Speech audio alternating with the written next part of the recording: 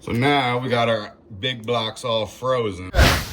What's up, y'all? It's your boy, the Burly Bartender. We had to do a home video, so be sure to like, comment, and subscribe, and check it out. All right, let's get into it.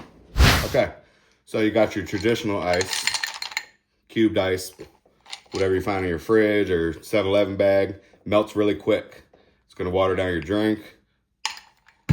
You also have these type, frozen plastic ones you can keep in the freezer. But what you find in the bars is a hybrid of regular ice and that type of cube. You have these little plastic things. You're gonna piece them together. These are gonna make your big cubes, whether you wanna do it for an old fashioned or a glass of cognac, right? So you see, got the bottom piece, top piece. They piece together. You want to make sure they click, otherwise it's not going to seal. So I got them all sealed up. And they have a hole in the top, so it makes it very easy. So then to fill them up, you want to make sure you don't turn on the water too much because it'll fill it too quick. And then it might burst the seal.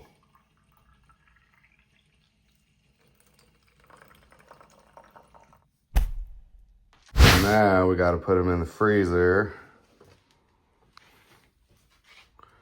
and let them sit overnight.